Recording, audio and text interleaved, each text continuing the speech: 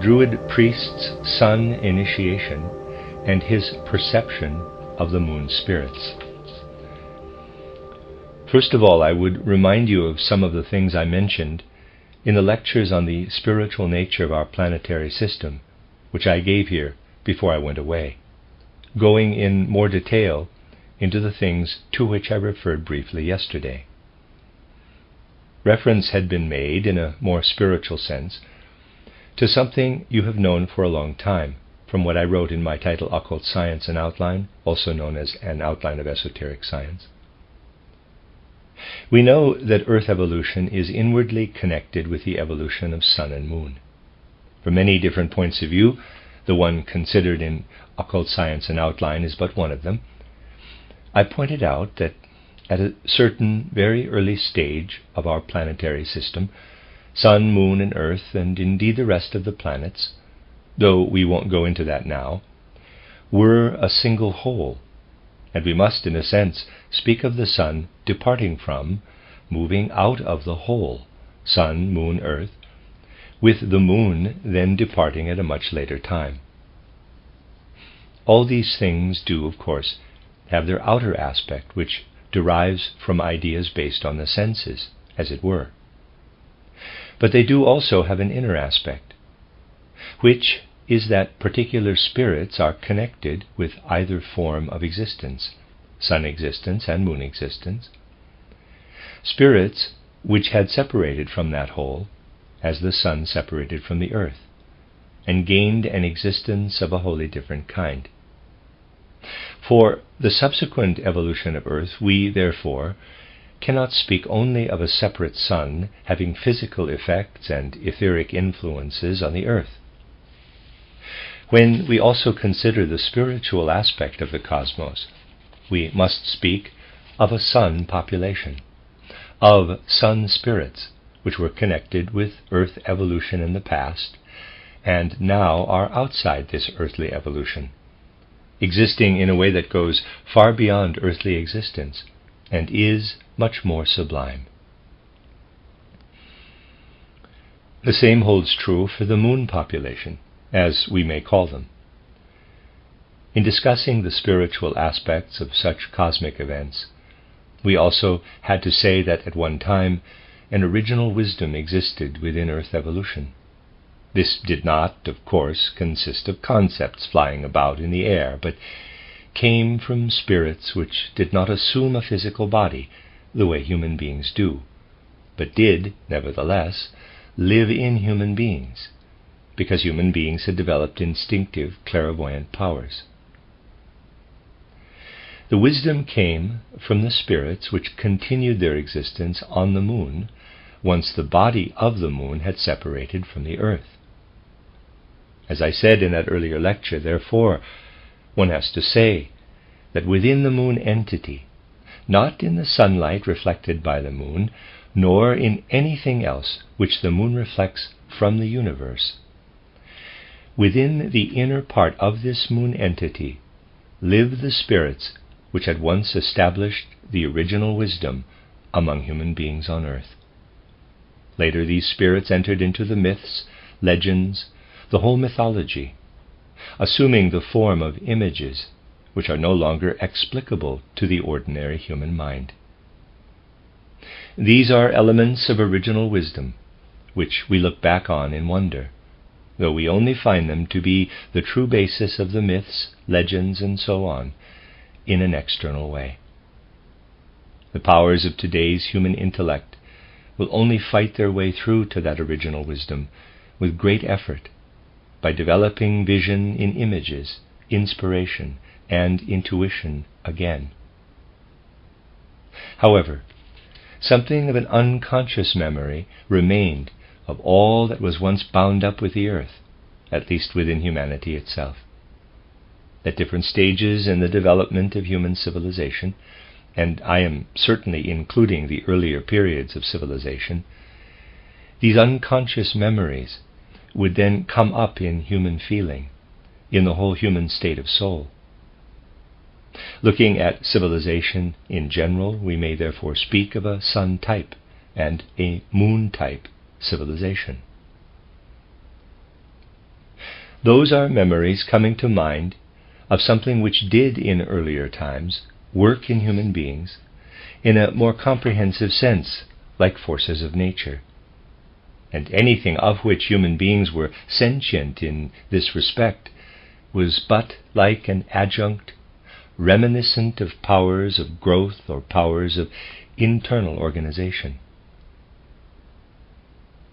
If we now bring to mind what I have told you of my visit to England, we can pick up the thread of yesterday, and basing ourselves on the ideas we thus gained, enter a bit into the Druid culture of which I spoke yesterday, more in its outer aspect.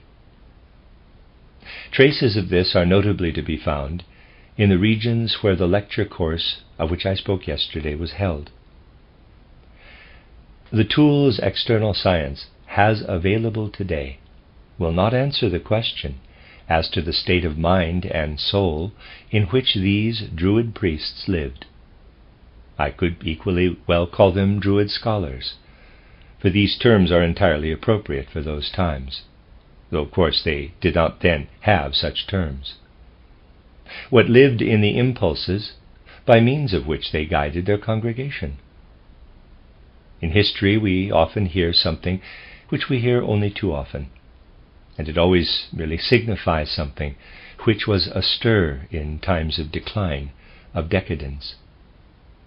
Here I want to speak of something which always relates to something which came before these periods of decline, something alive in the flowering period. For these cromlechs, these sun circles, of which I spoke yesterday, do very much remind us, in what they truly are, of the way things were there when the Druid mysteries were in their flowering period.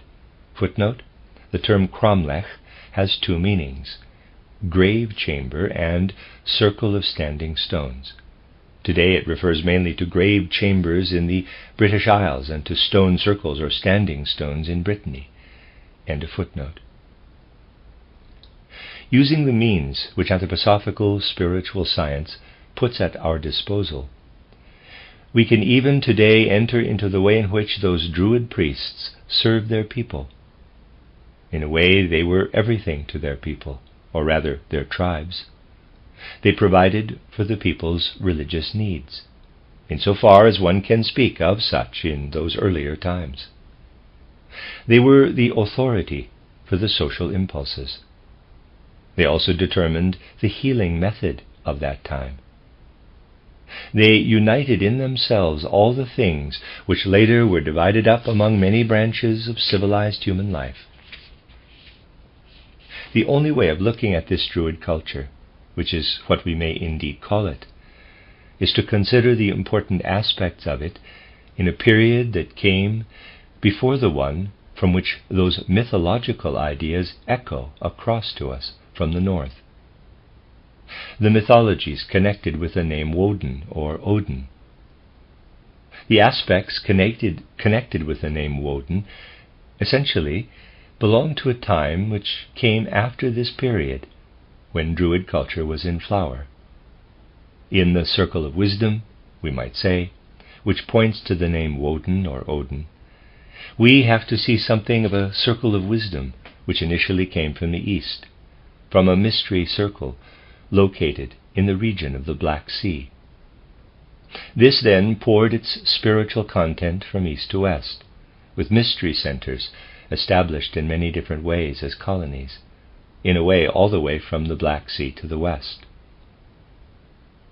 All of it shone into a sublime culture, sublime in a deeper sense, into original wisdom, Druid wisdom.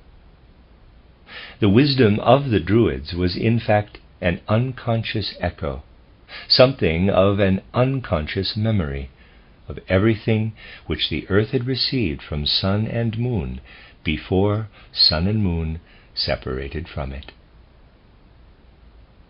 In the Druid mysteries, initiation was essentially a sun initiation, and connected with the element which, through sun initiation, would then become moon wisdom.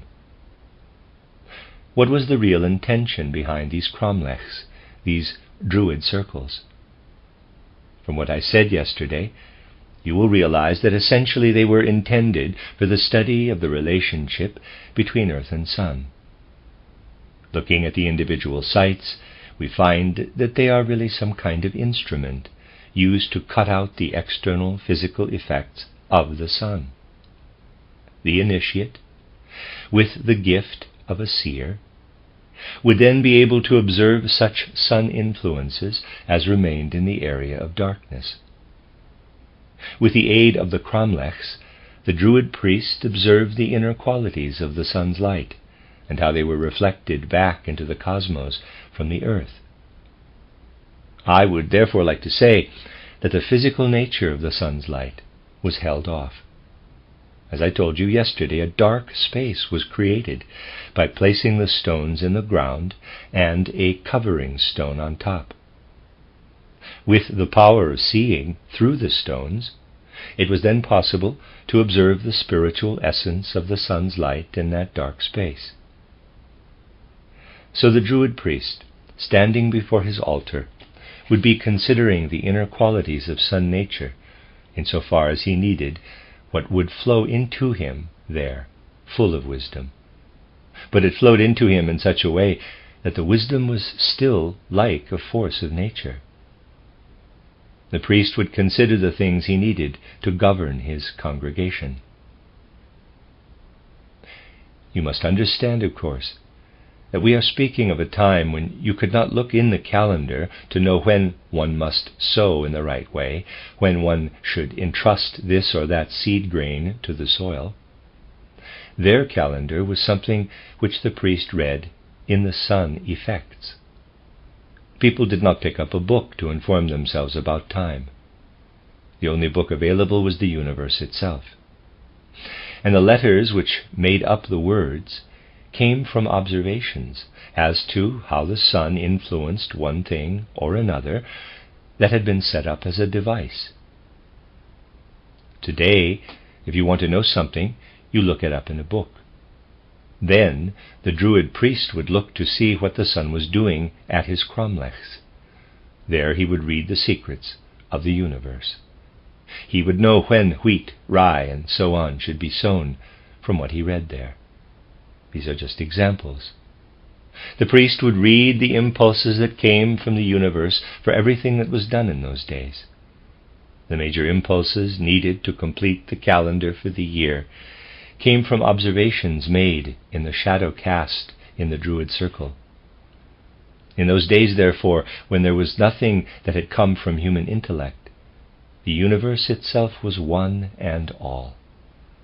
Instead of printing presses, they had the cromlechs to coax the secrets out from the universe. Reading the cosmic book in this way, as it were, one was working with sun nature, sun quality, and they were sentient of moon nature or moon quality being the opposite of sun quality. The powers that had concentrated in the moon at that time had once been connected with the earth. They did not depart completely, however, for they left something behind them in the earth. If there were only sun powers, then only proliferating, growing cells would develop. For instance, all life would always arise with small or large cell character. Variety, with things configured out, does not come from the sun powers, but from the moon powers that work together with the sun powers. The situation was that when the Druid priest exposed himself to whatever his circles, his cromlechs, would yield, he did not only get the abstract impression which we do quite rightly get today when we concern ourselves intellectually with things of the spirit. The powers of the sun would speak directly to the priest.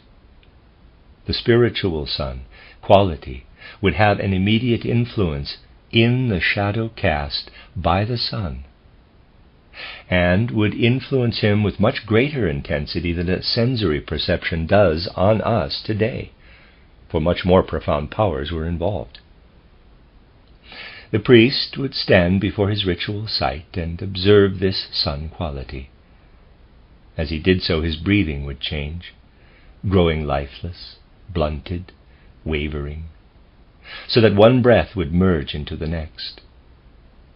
With the part of himself which as a human being he was, thanks to his breathing, the priest would live in the sun influence he encountered there. This did not give him abstract knowledge, but something which acted in him the way the blood circulation acts, inwardly pulsing through him, stirring up his human nature, even at the physical level.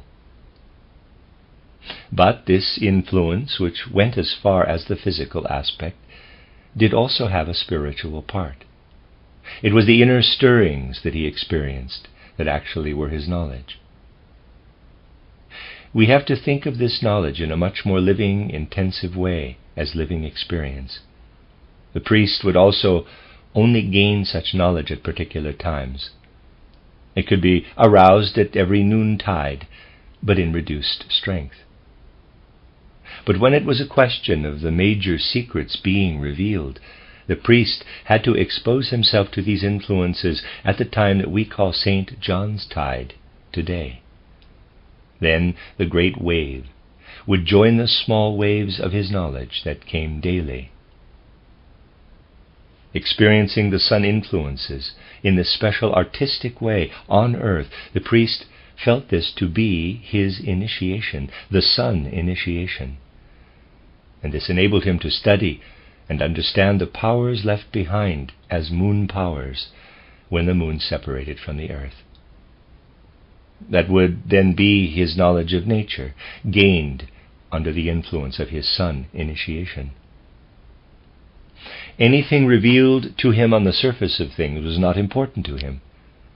The moon powers of the earth, with which billowed up from below, they were important to him.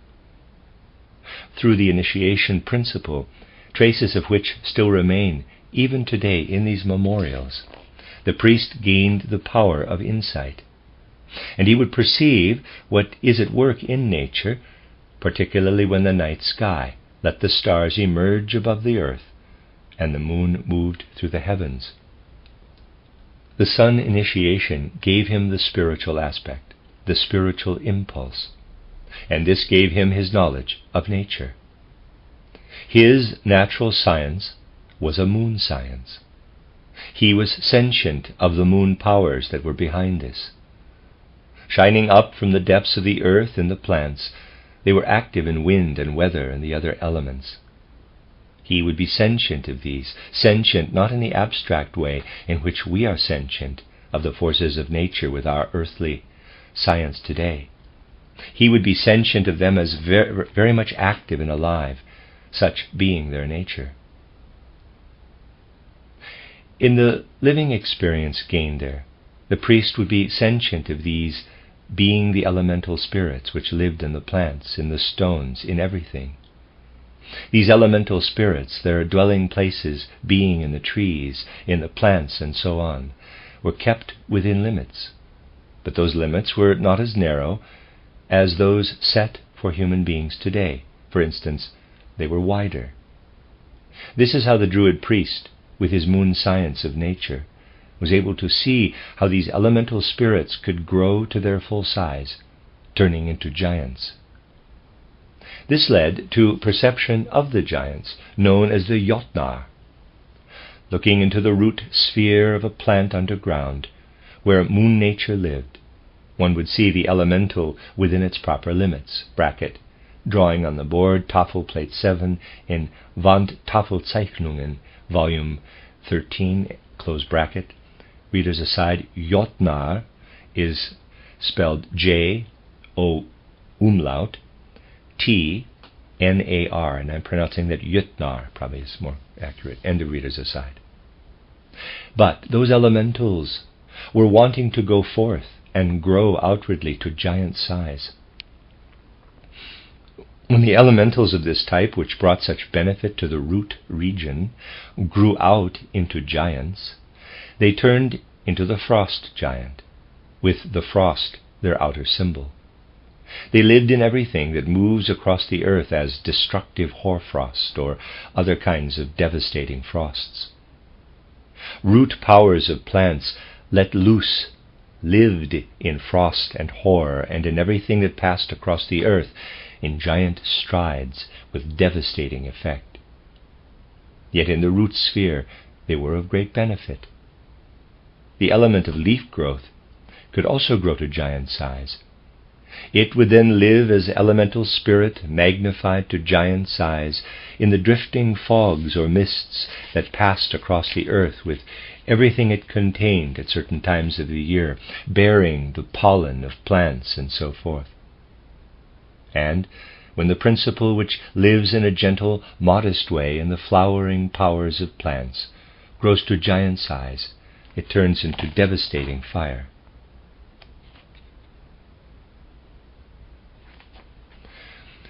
Meteorological events were thus seen as elemental powers, which, in the natural world, lived within their proper limit, having grown to giant size. The very sites chosen for these ancient pagan places of worship show that the things, which on the one hand were given through sun circles and dolmen, were then developed further in the earthly insight and perception they had made possible. Developed in such a way that one was able to observe in the right way the mysterious movements and activities, flow and life of wind and weather, the way the elements of water and air, the hoarfrost welling forth from the soil, and the dew work together. Sun initiation and moon spirit insight thus gave rise to that most ancient idea, which I'd like to say we find to be part of the basis of European civilization. The Druid priest would thus read anything his devices and his sun initiation permitted him to read from the cosmos, and the knowledge he was then stimulated by this sun initiation able to gain from his moon science. The whole of social and religious life was also bound up with this. For the things the priest was able to say to people were something which extended to the spiritual basis of the world in which they were. It is easiest to see this if one considers the healing knowledge which the priests had. On the one hand, they would see the elemental spirits held within their limits in the various things to be found in the mineral world, the plant world, and so on.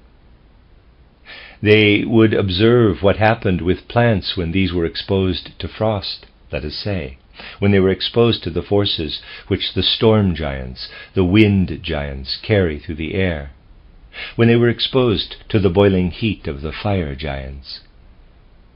In studying what the hoarfrost giants, the frost giants, the storm giants, the fire giants would do to plants if let loose, they found their own way of taking plants, and within limits, imitate the effects that the giants achieved in nature, to subject plants to a specific process, such as freezing, cooling, combustion, dissolving, and binding. The Druid priests would say to themselves, quote, "Looking into the natural world, we see the devastating actions of the frost giants, the storm giants, the fire giants. But we can take what these giants, these Jötnar, spread about the world in their ungainly way. We can take this away from them. We can confine these moon powers that have been let loose within narrower limits again." Close quote. They produced their medicines, healing herbs, and so on, by studying and making use of the things that happened when the soil was thawing, what happened in a storm, in the wind, in the boiling heat of the sun, applying the same principles to the sun quality that lived in the plants and which they had received with their initiation. Those medicines were based on the giants being reconciled with the gods. In those days, every medicine bore witness to the reconciliation between the enemies of the gods and the gods themselves. Foods were taken in under the immediate sun and moon influence, as nature offered them. A medicine was produced by a human being who would take the things nature did further, taming the power of giants to make it serve the power of the sun. You see, this whole way of living is only thinkable if there is no intellectualized inner knowledge, not a trace of it. When everything one wants to know is perceived as spirit coming to expression in the phenomena of nature themselves, or in what can be learned from natural phenomena with the initiation principle, using special devices, when everything is read in the book of the cosmos itself. Only then is such a life, such a kind of civilization possible. We have to think of this civilization as spread out across large parts of northern and central Europe about 3 or 3.5 millennia ago. Nothing existed then that was similar to writing. Only this cosmic script existed. And coming from the east, initially from a mystery center in the region of the Black Sea, something spread there which our ordinary mind can no longer grasp, which is now to be found in the Norse mythology which relates to Woden.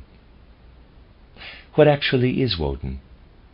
The mystery from which this Woden culture arose was a mystery of Mercury, a mystery which added the impulses of Mercury to those of sun and moon. We might say that this ancient culture was in a state of innocence and naivety in the luster of sun and moon, untouched by the things that could be told to humanity through the Mercury impulses. These existed only over in the east at that time. From there they spread to the west, colonizing. Woden Mercury spread his influence to the west. This also casts a light on the way in which Woden is said to have brought the skill of runes, the writing in runes. He was therefore seen as the giver of what human beings brought forth themselves as the skill of deciphering the universe, initially in a very primitive intellectualistic way. That was the first intellectualistic element, the Woden element. So we may say that Mercury quality, Woden quality, had been added to sun and moon quality. Where this Woden element really entered as a full impulse, it would have an influence on all earlier experiences. Let me read that sentence again. Where this Woden element really entered as a full impulse, it would have an influence on all earlier experiences. Everything was in a way tinged, given a certain impulse coming from this Woden quality. For there was one particular secret of Druid culture. Things will of course germinate, come up everywhere, even in places where they do not belong. Weeds also grow in the fields.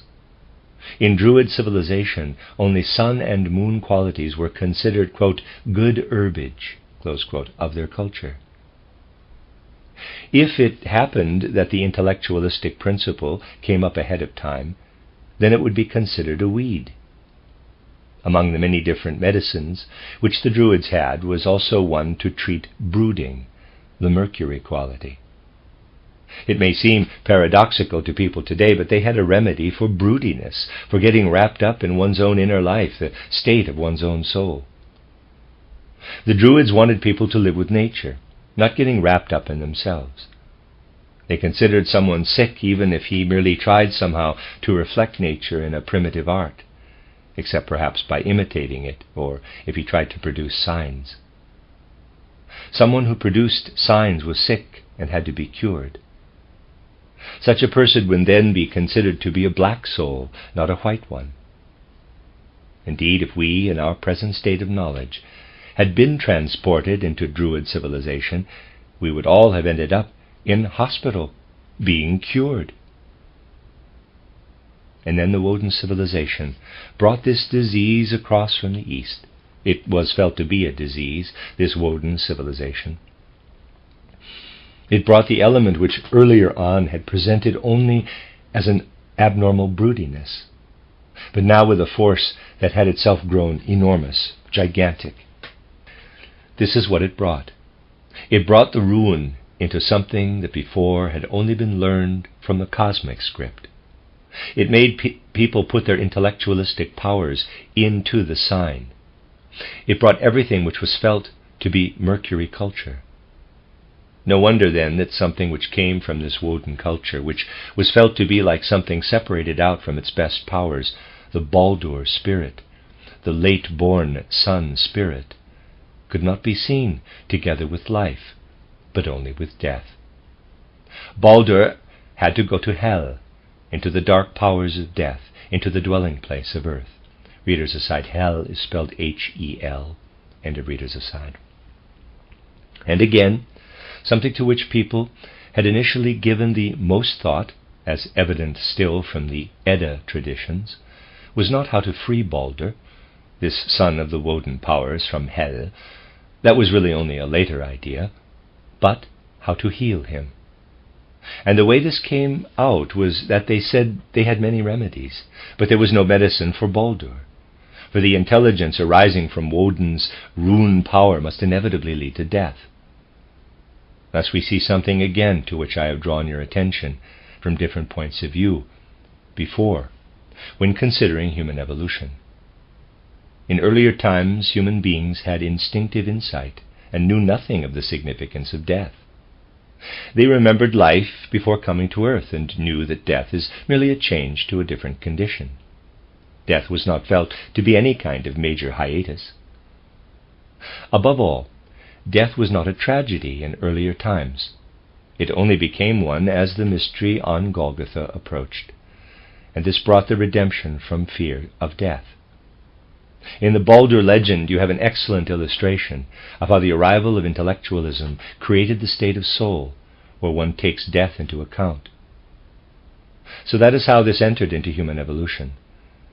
The death of Baldur, who could not rise again, could be healed again only in soul and spirit, when there was also the Christ figure, who would rise again from death.